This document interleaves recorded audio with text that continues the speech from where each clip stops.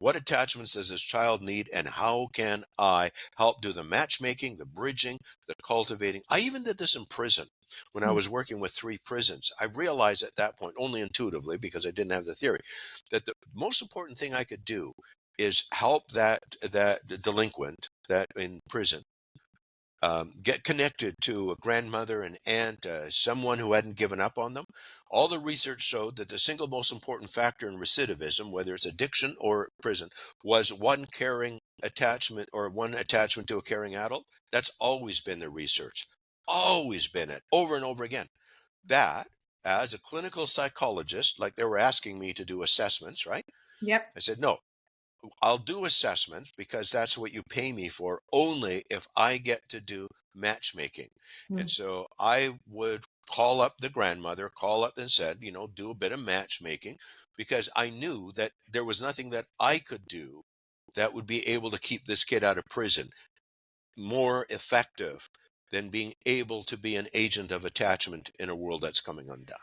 Oh, so powerful, so powerful. And that matchmaking looks like, for people who aren't aware of it, something like Johnny's really missing you, or Johnny speaks often of Yes. you. Oh, yes. You do all the normal things you do when you want two people to get connected, to smile at each other, think that each other is good for each other, to matter to each other, is you prime it. Matchmakers prime, they get something going. And so they attach. Like we had a very urgent matter of matchmaking, excuse me, and with, with the youngest child, Odessa, the youngest granddaughter. Mm. Now, we had signed up, just to give you an example, and to give the listeners an example here. We had signed up for childcare when Odessa was born. We were going to try and do 2 days a week because the parents are both very active in the workforce, and so we wanted to be part of that solution. There was a problem: is Odessa attached to her nana, my wife, Yep. but she perceived me as the one who took her nana away from her. So Ah. I was enemy number one. Mm-hmm.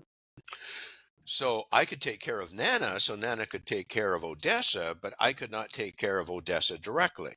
Now, this is rather ironic since I've written a best-selling book that's in 35 languages about how to care for children. I'm considered one of Canada's leading experts in care. I've had five kids, and this is my 7th grandkid. And Mm-hmm. I can't take care of Odessa. I'm no source of comfort. She doesn't come to me when she does. She doesn't cry in my arms. I can't take care of her. And Mm-hmm. that's the point. It's a bottom-up arrangement.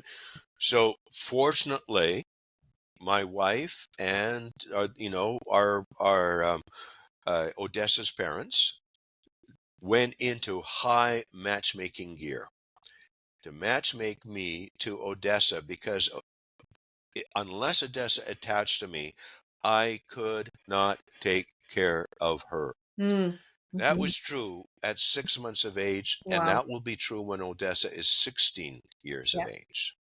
That will be true. I won't be able to be the grandfather she needs unless I have her heart. So, what does it mean? Well, I want all those who are involved in Odessa's care to realize that they also need to take care of the attachments that Odessa needs in her life.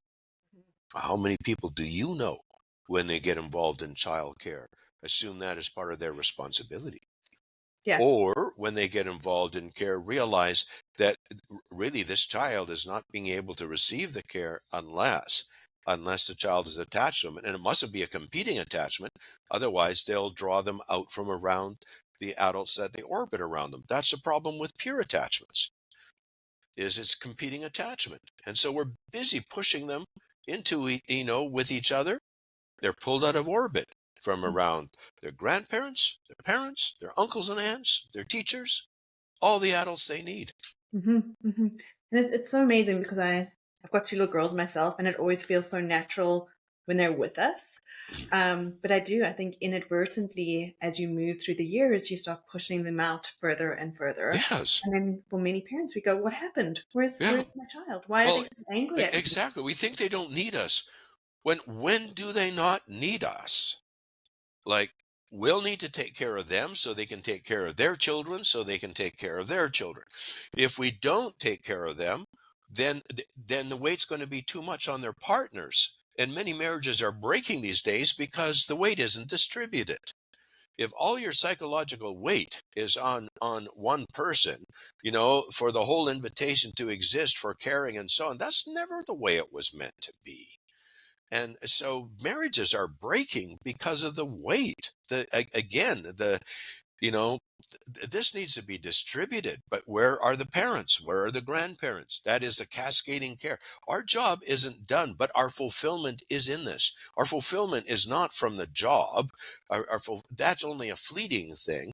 It's by realizing our developmental destiny, which is what?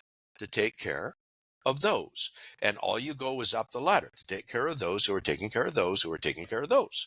And so it goes up this. I was taking care of Nana, who take care of Odessa, until I could get directly into taking care of Odessa as well, who now takes care of about 12 dependents of her own. And she's only 2 years of age. Yeah. I love it. I love it.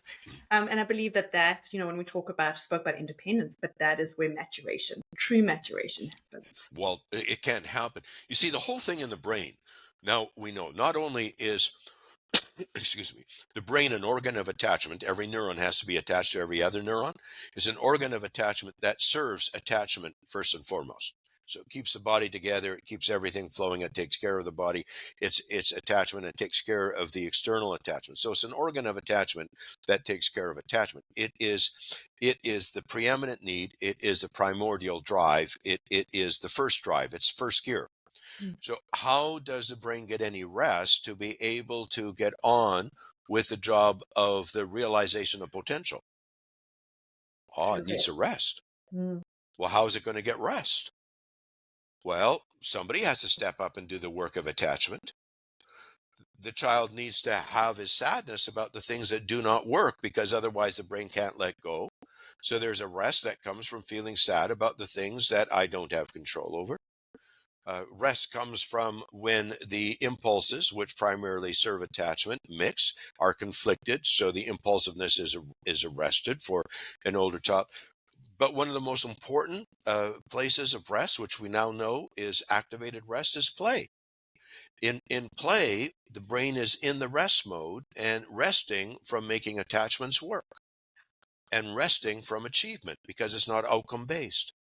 That's why children need to play, because all the spontaneous development first happens in play. It's the greenhouse of development.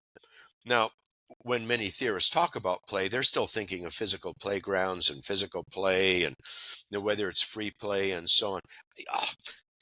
They're missing the point. It's the emotions need to play. When Odessa plays, she's playing out all the caring instincts, all the emotions in there, all of the things. It's the emotional playgrounds